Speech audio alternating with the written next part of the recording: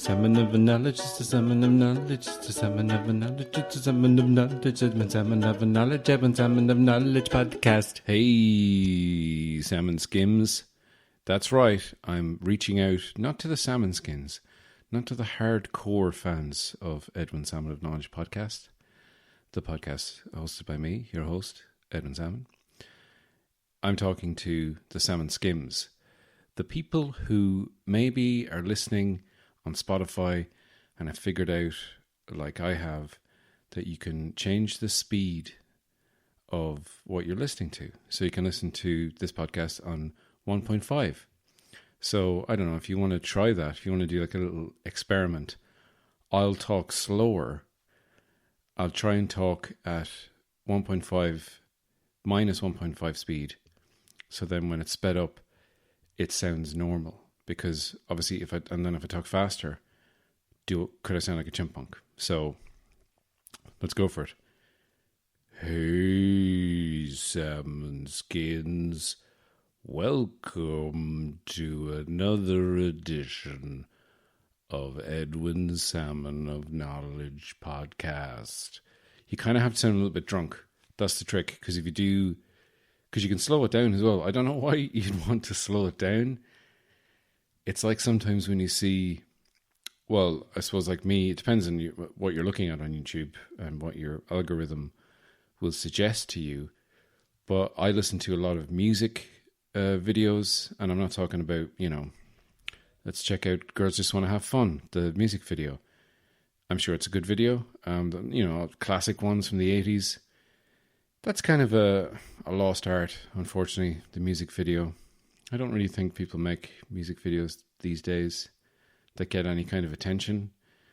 I remember Ed Sheeran made one, Galway Girl, and with Saoirse Ronan, and shot it around Galway, and it was like, ooh, look at Galway. But that's the only reason people were interested in the video. It wasn't like an amazing video. Gone are the days of your video events, your thrillers, etc., etc. What was I talking about? Music videos? Yeah. So I don't know why you'd slow the podcast down, or what you're listening to like 1.5 minus 1.5 speed or half speed. It's funny because it will make anyone you listen to sound like they're drunk. So if that's what you're into, I suppose if you want to just listen to me, but you're thinking, God, I wish Ed was like 3 sheets to the wind, and a little bit leery, and could like just come out with anything, just start getting real bitter about everything. But I'm not a bitter person, so I'm not going to do that. I'm not going to get bitter, nor am I going to get drunk for your amusement. So I hope that experiment worked for you. If not, I hope you've enjoyed me ranting about whatever it is I'm ranting about. I am coming to you in your ears from sunny Galway, County Galway. Yes, I travelled to Athenry via train last night, even though Dublin is locked down, but I was travelling for essential purposes. I was travelling to work as a stand-up comedian, which is something I haven't worked at for 6 months. So I was very, very nervous. I ended up the night before, Thursday night, I played, well, first off, big news, actually. Yeah, my biggest news of the week, especially for my geeky listeners, my gamers. I managed to 100% complete Red Dead Redemption 2. I did it. It was amazing. I felt a kind of a wave of emotion at the end of it. I was like, this is the end of a long, long journey. I've been traveling through these hills, through Scarlet Meadows. I've had my encounters in Thieves' Landing. I've been attacked and killed many times by a cougar just as I'm pulling into my driveway at my ranch near Blackwater. It's been, there's been ups, there's been downs. And my last 2 things were quite nice, actually. There were sharpshooter skills, level 9, level 10. Level 9, I had to shoot 3 hats off of 3 enemies in the same Deadeye, which is the cool slow motion shooty aspect of the game. Fans will know. So I managed to shoot where was I? I was outside Rhodes, and there were some enemies there, some Lemoyne raiders, who are scum of the earth. I've killed many of them in my time. They were sitting around a campfire, and I was sneaking up, and I got an angle just between the threes. It was like one guy standing up and two guys sitting down. So I said, I'll go for the standing up guy on the right first. I got my sniper rifle out, because the other two guys will have to, stand up. And it's all happening in slow motion. So I line it up. I'm just above his head. The little red dot has turned white. I go 2 thumbs down on the L3 and R3, and then bam, I'm in slow motion Deadeye world. Get the first shot off, hat goes flying. Other two guys are like, what? Spooked, all happening in slow motion. I swing around to the left, hitting the button to reload. I'm reloaded. I go up a little bit, I squeeze the trigger, and boy, howdy, his hat goes flying. It's the second hat. I need one more hat. I'm pumped up to the eyeballs on Deadeye juice. I'm pumped up to the eyeballs on Deadeye juice. I start talking like Sean Connery. No, I've taken my my tonic, my Deadeye tonic, and I'm swinging around. Third guy is running for his saddlebag. He's obviously got a rifle in his saddlebag, and I'm panning. I'm trying to get him. He goes behind a tree. I'm like panicking. Oh God, I gotta get this guy. Come on, just one more hat. Finally, he's right beside his horse. He pulls his gun out, and as he pulls his gun fully out, I aim up. Bam! Third hat gone. Then, obviously they're still alive, just have their hats blown off. So then I hide behind a tree, and I pop out and go, surprise! And shoot them all in the head. So, then I have level 10, so I make my way towards the open grounds of the Lemoyne swamp area. And there's 3, big birds, egrets or hornbills or the like. They're all sitting down, so I sort of edge out close enough to them and just waiting for them to take flight, because you have to shoot 3 in the same Deadeye in flight. That's the last one. So they take off. Bam, bam, bam. Easy out. And I'm like, cool. I did it. I said, now you can get your Legends of the West outfit from the Trapper. So I travel in to Saint Denis, because I'm very near the big bustling metropolis of Saint Denis. So I go in, take in a picture show, think about having a haircut, decide against it, and then I go to the Trapper, sell my skins that I have. I've got a few buckskins, and I buy the Legends of the East. And then I get back on my horse, and I'm clip-clopping away down the old cobbled streets of Saint Denis, and next thing, it starts to fade out. Fade to black. And I go, oh my God, this is it. This must be the end of the game. Because in my head, I thought that I had to get a few more animal pelts to get a few more outfits made and equipment.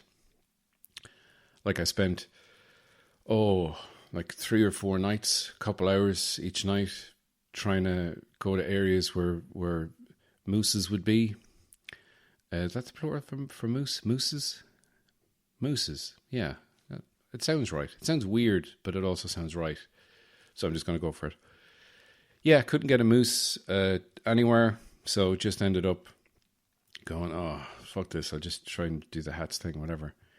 But no, I was like, oh, I've done it. It was kind of like a surprise. And I'm like, why is it fading out? Is it going to go to credits? Is it going to be credits? But no, all the credits are in the opening. And what happened was, faded out, faded up, and spoiler alert, I'm standing by Arthur's grave. And I'm saying, well, we did it, boy. Our long journey's over. Something like that. I can't remember the exact lyrics, and that's not the right voice. But it was a magical experience. Just truly, truly magical. So the other news I have is I did a gig. I did a gig in Athenry, and I kind of went off topic there. I'll go back to it. This is actually kind of reminiscent of the gig, if I'm honest. I just did a lot of stuff.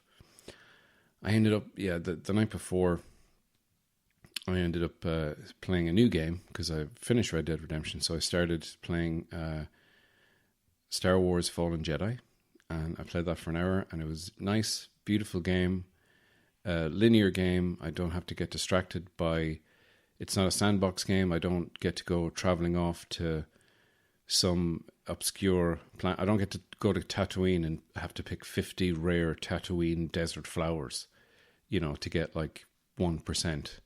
It's just a story that you play through in a linear fashion.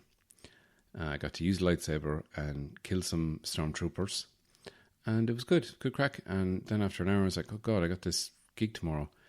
So I panicked because I was trying to think of bits, and I knew a few bits. I was like, I think I got to do like 45 minutes to an hour. So what the hell? I better start thinking about what I'm going to do. And I just ended up watching some of my YouTube videos that you can see on my YouTube channel. Like I have a half an hour from a couple of years ago, like 5 years ago. And another much older one. And a few clips.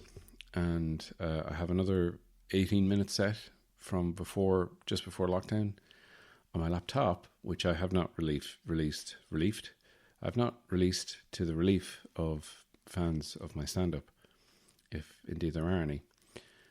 So I watched all of those and just made notes, and then I just kind of winged it, basically. Not winged it, I just went up and chatted about a few pandemic stuff, a few kind of, Michael D. Higgins' dog had died, and I talked about how, it's a shame because now he only has one dog that he can put a saddle on and wear a little cowboy hat and go around pretending he's John Wayne. And everyone laughed. And I think I have the recording of it here. So, I mean, let's just listen to a bit of this. I don't know what the quality is like because I actually haven't listened back to it. But here's me in Galway, in Athenry Heritage Centre, gigging beside a graveyard with about 40 or so people, socially distant in the audience, but not emotionally distant, as you'll hear from the laughter. Wow, great intro. Here we go. What's happened to me in the last 6 months? Well, just before lockdown, I went on first dates. Ireland, I don't know if anyone saw that. And no, I'm not with that woman anymore. No, I never was with her. Why were we getting on Bill Clinton about it? Nothing happened. Nothing went down. I did not have anything to do with that woman. It was interesting because I did the thing, and then I met my girlfriend, who now is my fiance, because I got engaged during lockdown. Thank you. Thank you, 4 people. Everyone else is like, fuck love! We are cold and dead inside. We will not have love. But it was hanging over the whole relationship. I was like, I had to say, because I met her like a month after I shot the show, and then the show wasn't going to come out for 6 months. So it was like hanging over me, and then everyone was like, oh, when's the first date going to be out? And of course, it was my fault for going on a date on a TV show with someone a month before I knew she existed. I mean, that was on me. And when we went out, I'm amazed that we're engaged, because our first date was like, I'm an awkward person in general. Like, I've never been good at picking up women. I don't know how to drive.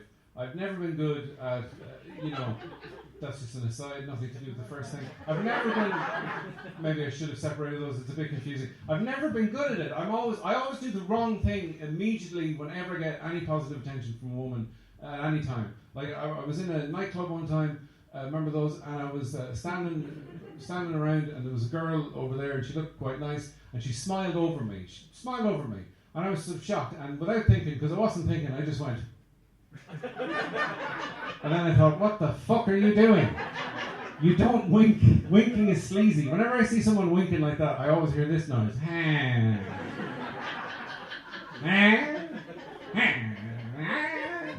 You should only be winking at an animal you're thinking about buying at a mart. I think that's the only... That's the only time that is appropriate. You know. Oh, rifle. Sold to this man for an unintelligible amount of money. You're coming home with me, whatever you are. I don't know what you are. Smaller than sheep, bigger than chicken. That's all I know. I'm tickling you somewhere. I don't know. I don't understand this mind.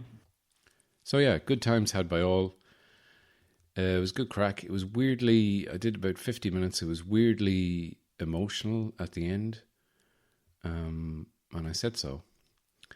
And yeah, it was nice. It was nice to get up there and just tell jokes again. You know, it was like, and I didn't have like a big, yeah, kind of, afterwards it was just like, nice. It was just nice kind of, this is like a nice slice of normal in a big abnormal pie. It's like the one slice. The rest of the pie is all rotten and made out of toads and witch's hair. And there's this one bit that's all just blueberries and raspberries and all the berries. And you're like, ooh, that's the sort of pie that I'm used to and I want to eat. God, that's a terrible analogy. So, look, we're going to take a little break. And we'll be back after these messages. So, guys, I am in Galway, and I'm not going back to Dublin because I have to go to Ballinasloe Hospital in the morning for my yearly colonoscopy. Yes, that's right. Some of you may know that I am a cancer survivor, as they say, as the lingo goes. But yeah, I mean, I suppose that's true. That's accurate. I survived it. But as a result, because I had bowel cancer, I have to have a checkup every year, which means I have to drink some laxative the day before, and this is the day before, and it's 2:30 in the afternoon, and I am knocking back my first glass. It's 2:30 in the afternoon. Here we go. Ooh, that's weird. This is not... Normally I have clean prep, but this one is called... what's it called? Medivac or something. They should just call it everybody out. Get out of here. Party's over. Bowel. So... I'm essentially entering into almost a 24-hour... Actually, yeah, it will be a 24-hour fast because I had my last meal there earlier on, just before noon, I think. And now I am starting the evacuation. And the shitty thing about this is, no pun intended, but you have to drink all of it. It's like 2 litres, essentially, of this stuff. Drink it about 250 millilitres every 15 minutes, they say, because you can't do too much of it because you will end up throwing it up, I think. I've seen that before. When I was in hospital, they gave this man this prep stuff, and he just like kept knocking it back, and then he like projectile vomited in the bed across me in the hospital. So that was like, wow. It's kind of entertaining because you're stuck for entertainment in hospital. You're just sitting in a bed watching game shows, and it's that much fun. So if someone's like projectile vomiting, it's live entertainment. So there you go. That's how I feel about projectile vomiting. Let's have another sip. Oh, God. It's kind of like drinking sweetened Sif or Jif, as it used to be called. I actually hear my stomach. It's hitting my stomach. So I think I'm going to just keep on recording and just see how this works. So I'll come back to you in an hour and we'll see where we are. Meaning well, saying he means well, basically translates to he's a fucking idiot. But he tries. He means well. Because I mean well and it backfires on me the whole time. Like you try and help people out, you see if people are in need and you try to be friendly and nice. And back when you could approach people, normally Like, I was on a street one time and I saw a girl was trying to get her bike into her apartment building, and she was having trouble with the whole bike door interface. And I looked over and was like, I'll go and help her. And I walked over and I got there at exactly the moment where she'd gotten the bike inside and was turning around to close the door. So I was just a weird man approaching her for no reason. And I just had to stop. And I had to say something. I didn't know what to say. And I just went, fair play, you got that in there, well done. Which is just kind of condescending, really. I was like, she was probably thinking, he thinks I can't fucking handle a door on a bicycle. What kind of person does he think I am? It's like when you see people breastfeeding in public. I say people, I mean women. I should have classified that. And that's a weird thing as well, because people have two reactions to that. People either react like this, ugh, or like this, and both of those are really wrong. And for me, I'm like, we're animals, this is what we do, fucking get over it. I'm all for breastfeed fucking wherever you want. But it's and I approve of it, but it's very hard to get that approval across if you see a woman breastfeeding in public with just a simple nod of the head. It can be, you can't just walk along, catch their eye and go, Sorry, I'm so mesmerised with the breastfeeding. I hit the microphone stand. I don't know what that's doing in the middle of the street. You can't like nod your head, because that's basically saying is, aha, breasts! I approve of those. Oh, no. You can't engage them in conversation, that's even worse. You can't even go, oh no, look at him feeding away there. Jeez, he's a big feeder, is he, huh? He has your suckled red row. Is there a cream you can get? Oh, I'm being arrested. Well, that's what makes sense. You should be arrested. I've written things on my hand, who knows what they mean. Okay, guys, I am nearly at the end of the first half of the first litre. So I'm almost 500 millilitres down. And it's going down smooth. Oh, with a lemony aftertaste. I mean, I'm just glad there's some kind of flavour that makes sense, because, the other ones I've had, Clean Prep, it just has this kind of medicinal flavour. It tastes like medicine. And you want it to taste like something, at least, even if it tastes like arse. Have it have a sort of a citrus zest to it, just put a bit of lemon zest on top of it. It's like the classy kind of foam you get on the MasterChef meals. So while I'm waiting to evacuate shit, segue, there's shit being evacuated from another person, and I'm talking about Van Morrison, whose birthday was celebrated by Brendan Blowhart coming on and giving us his unique take on the Van Morrison classic Brown Eyed Girl. It was spot on for Van because it was absolute diarrhea. So now Van Morrison is going to release 3 new songs. And normally in, the year that it's been, 2020 hindsight, it's amazing how that would actually be a cause for celebration. Musician, I don't really follow Van Morrison that closely because he's very grumpy and you don't want to upset him. He's kind of like a swan in that sense. You don't want to get too close to a swan because it might start to get a bit antsy and start like squawking at you in an unintelligible, nonsensical way. That's the very rare breed of Van Morrison swans. Morrison swans are a plague on our society. If you see a Morrison swan, please report it to the government. So he's releasing 3 new songs, but they're protest songs. They're anti-mask songs. He's rallying against the virus restrictions. In a statement announcing the songs, the musician said in his weird Northern Ireland American hybrid voice, "I'm not telling people what to do or think. The government is doing a great job of that already. It's about freedom of choice. I believe people should have the right to think for themselves. So, now if you didn't understand that, I'll say it again in just my normal voice. It's about freedom of choice. I believe people should have the right to think for themselves.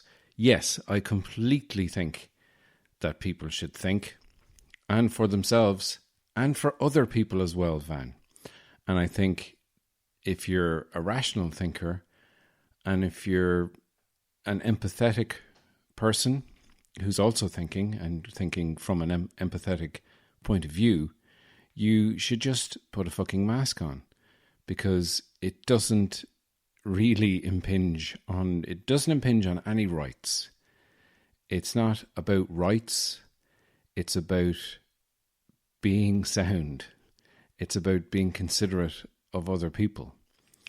You know, to be honest, if I thought it was a hoax, and if I thought there was nefarious reasons behind this whole thing, government control, big business trying to kill small businesses, and all that kind of stuff, and, you know, people trying to make billions out of mask sales and distribution and production, blah, blah, blah, blah, blah. It goes on and on and on. It's always people who don't seem to want to kind of, I mean, I guess that's the whole point of them, is saying this is a hoax, this is not happening, we're being controlled, wake up, you know, it's all about that kind of stuff. It's this anger and trying to get control and trying to understand a confusing and scary world. And a lot of the time it is scary, and things are out of your control, but you can let those things go. It's just this mistrust of everything and everyone. And it's, you know, it's divisive by its nature, and it's met with, you know, an equal but opposite furore. And it's kind of just makes everyone in the middle who's kind of just, okay, I'm just trying to live my life. I'm just trying to work around these things. And sure, you can have your opinions on whether venues and pubs should be open. I think they should be, with restrictions. I think, obviously, although it's just anecdotal, a lot of the stories you hear about outbreaks here and there and everywhere, and people having house parties and people attending funerals and going to the afters of funerals and all this malarkey. Malarkey makes me sound like an 1800s prospector. This damn malarkey, and everyone's licking everyone's faces, and no one's panning for gold anymore. Why ain't anyone panning for gold anymore? I put all my gold panning equipment on eBay. I got very few bids. So I don't know. It's a scary time, and everything's scary, but you just have to pick a side every time, and you have to viciously defend that side of your argument. It's just a lot of shouting. Everyone should chill out. So, okay, here's Born to be Free, which is going to be released today. I haven't listened to it because I'm recording this in the past. So I don't know what the tune is, but I'll read it if Van Morrison was reading it after having written it. So here we go. Well, the birds in the trees know something we can't see, as they know we were born to be free. Don't need the government cramping my style. Give 'em an inch, they'll take a mile. Take you in with a phony smile. What did you agree? The new normal is not normal. It's no kind of normal at all. Everyone seems to have amnesia, just trying to remember the Berlin Wall. Some kind of new ideology, a weird new psychology, but it's not for the benefit of you and me. No. Now, the new normal is not normal. It's no kind of normal at all. Everyone seems to have amnesia, trying to remember about the Berlin Wall. some kind of new old ideology run in tandem with a weird kind of psychology, but it's not for the benefit of you and me, because we were born to be free, because we were born to be free, because we were born to be free. Bump. So, yeah, a weird new psychology, but it's not for the benefit of you and me. No. I don't know. I mean, like, you're a fucking multi-millionaire fucking jazz man just speaking up for the little guy. Yeah, and I know he's a musician and he's cool and he's like cool and groovy, but grumpy and angry. But like everyone seems to have amnesia trying to remember about the Berlin Wall. How is this like the fucking situation in Germany with East and West and the Berlin Wall? Like, I'm no history buff, but I don't see the correlation. If anyone sees the correlation, please let me know. Please DM me on Twitter or send me an email. I don't have an email. Send it to space. Everyone seems to have amnesia trying to remember about the Berlin Wall. I mean, what about Google, Van? I mean, when did you write this song? 1991. It just it's ridiculous. I'm no expert on the Berlin Wall and that whole thing, but I don't think it's really applicable here. And people are just going to go. Who knows? Because some people will believe anything without doing their due diligence. I think they just read something on the internet and it's a fact. So it seems like they'll be going, well, I don't want this virus to infect people, and then once it goes through their system, they're communists.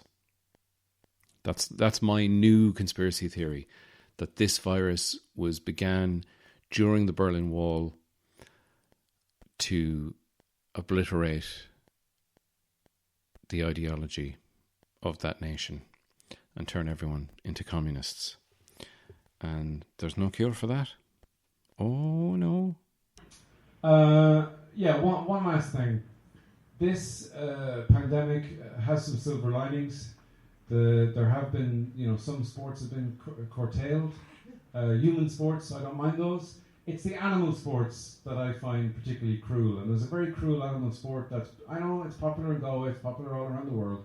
I'm talking about the sport of horse racing, which I think is a terribly cruel sport that needs to be banned. I'm not against it. I think it's incredibly cruel to starve tiny men and dress those poor starving men up like boiled sweets or Battenbergs. Some of them look like cakes. It's like Mr. Kipling's wacky fucking races. And they put them on horses to add insult to injury with ridiculous names like Sherry Trifle Hangover and Dr. Robotnik's Tokyo Sex Dungeon and Pubis Emporium. And it's wrong and it should end soon, but it probably won't, despite all my impressive pointing. So, spare a thought for the horse racing. People of Athenry, thank you so much for coming out. I actually feel genuinely emotional now because it has been so long since I've done this. It's nice to know that I'm still fairly okay doing this thing. And I hope to do it in the future when I have actual things that are happening in the world that I can, talk about instead of, I rewatched Game of Thrones or whatever. Because I haven't, I've never even seen it. Thank you. Well, the way this is going, I probably will at some stage. People of Athenry, thank you so much. It's been an absolute pleasure. This is falling apart. Let me just get that. There we go. Thank you so much, and be safe and be well. I wish you all the best.